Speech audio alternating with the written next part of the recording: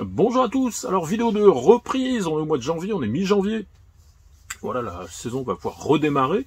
Alors, il y a eu un mois, 2 mois, pendant lesquels je sème pas, au mois de novembre, décembre. Voilà, c'est un petit peu inutile, on va dire, hein, pour faire des semis, en tout cas avec les moyens du bord, avec juste une serre froide, on n'arrive pas à grand chose. Et là, on est au mois de janvier, ça redémarre. Alors, je voulais en profiter du coup pour vous faire un petit tour du potager en extérieur. Alors, il est en sommeil encore, hein, il n'y a pas grand chose à faire. Il est impraticable en fait, trop d'humidité, trop de pluie, mais je vais quand même vous le montrer. Je vous montrerai aussi la serre, hein, retirer les voiles de forçage et puis voir ce qu'il y a dessous. Alors là, la serre, par contre, ça dort pas. Il y a beaucoup de cultures qui sont en cours. Et puis on finira par un petit point sur les semis, puisque ça a redémarré. Moi, j'ai recommencé mes semis là il y a une bonne dizaine de jours. Et ça va continuer parce que ça fait que commencer. Allez, on voit tout ça ensemble. C'est parti!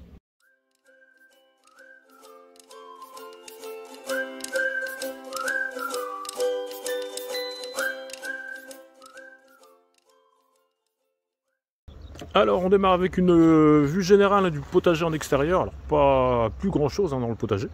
Le potager il va bientôt, on va bientôt commencer à s'occuper de le remettre en route. Alors il y a un petit peu de temps, hein. Il va attendre que tout ça, ça se réchauffe. Il va me rester quelques endives, les dernières ici là, qui vont partir dans les bacs dans pas longtemps. Alors pour ceux qui suivent la chaîne, vous voyez qu'il y a une grosse différence, hein. Moi j'utilise beaucoup les engrais verts pendant l'intersaison, pendant l'hiver. Et cette année, on a eu beaucoup de froid, du froid assez, comme dans beaucoup de coins, mais assez prolongé, assez intense, la nuit, le jour. Et du coup, les engrais verts, moi, c'est principalement de la facélie et de la moutarde. Tout ça, ça a gelé, c'est normal, hein.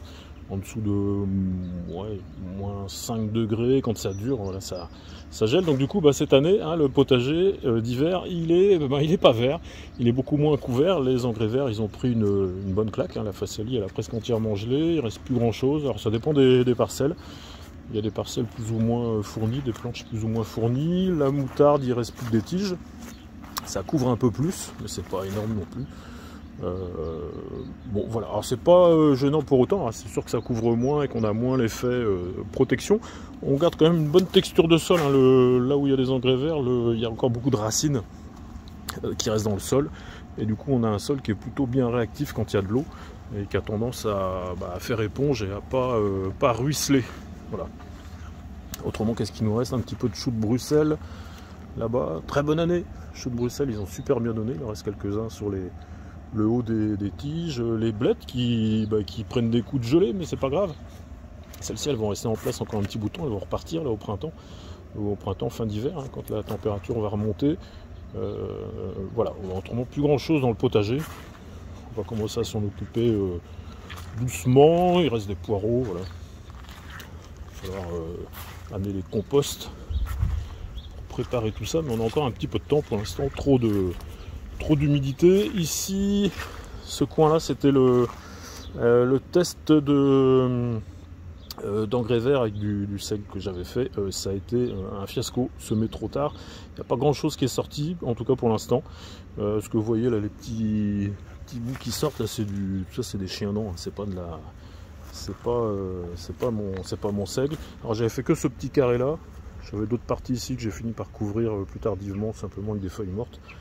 Parce que je me doutais bien que ça allait pas marcher mon affaire, donc j'ai pas voulu trop gâcher mes graines.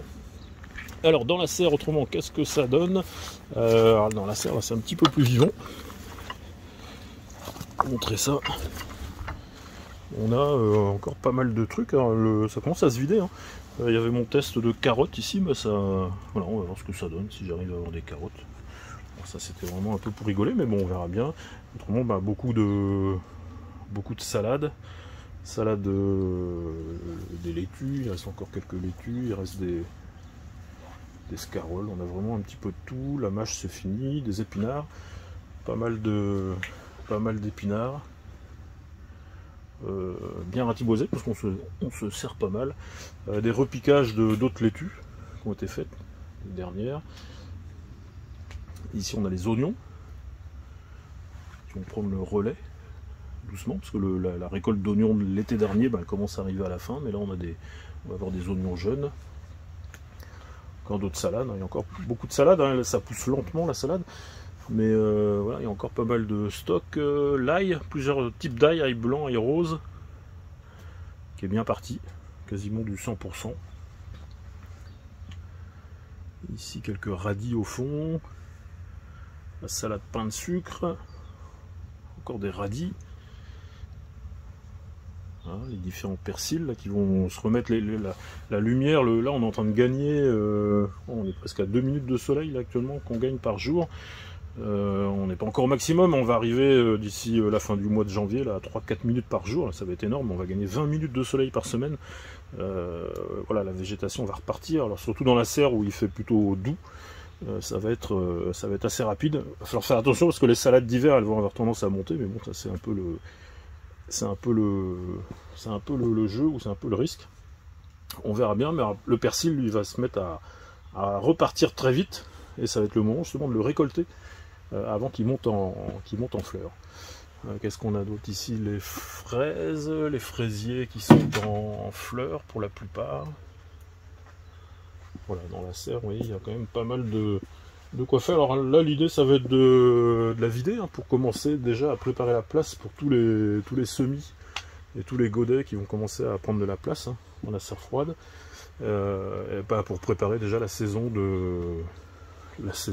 prochaine, hein. À partir du mois d'avril-mai, la serre elle va à nouveau recommencer à se remplir. Alors concernant maintenant les semis, je vous en parlais en intro, hein, moi j'ai redémarré. Alors les semis, j'arrête d'en faire généralement vers fin octobre, début novembre, hein, il n'y a plus assez de lumière, température basse, il n'y a plus grand chose qui lève et ça pousse très très lentement, donc c'est plus très utile. Mais à partir de début janvier, dans des coins alors assez doux, hein, faut pas être dans des coins où il y a encore des grosses gelées. Alors moi j'ai la chance d'être en bord de mer en Bretagne, on peut se permettre, mais alors, voilà, tous ceux qui sont en bord de mer de manière générale, et puis dans des coins où il y a pas trop de gelée, on peut attaquer assez tôt, hein, tous les semis en serre froide. Alors j'avais fait l'année dernière toute une série de semis suivis semaine après semaine, avec dans le descriptif des vidéos, la liste de ce qui était semé, et puis le suivi, ça permettait de se donner une petite idée, hein, un petit calendrier, alors que pas transposable forcément tel quel dans tous les coins de France, hein, ça dépend un petit peu justement de votre secteur, mais si vous êtes comme moi en bord de mer, voilà, c'est un calendrier que vous pouvez suivre sans grande difficulté.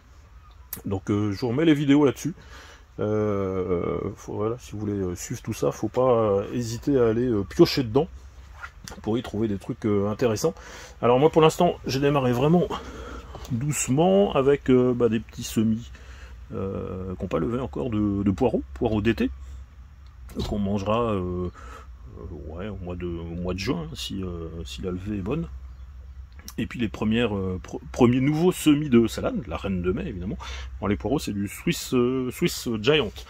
Alors là pour l'instant c'est juste le début. Vous voyez dans le châssis, je vais essayer de vous montrer ça, mais les châssis, la douceur du châssis, vous voyez actuellement 3 degrés cette nuit, je pense pas qu'il fasse beaucoup plus de 7-8 degrés dehors, et là dans la serre, dans le châssis, on est à un petit 17, donc ça c'est parfait, avec un petit film plastique au fond là pour essayer d'accumuler un maximum de chaleur et que les conditions de levée soient bonnes, hein. À partir du moment où vous avez 10 degrés, ce type de semis là ça lève sans problème. Et en derrière je vais continuer avec les oignons, échalions, voilà, puis encore d'autres salades. J'attends en fait les salades, j'attends qu'il y ait un bac qui lève pour refaire un autre semis par derrière. Donc j'ai ressorti tous mes bacs pour commencer tout ça, et je vous ferai un petit retour quand ce sera plus avancé. Voilà, bon écoutez, petite présentation de début de saison. J'espère que vous avez appris quelques bricoles, et puis je vous remercie d'avoir suivi la vidéo. Je vous dis à la prochaine, bye bye.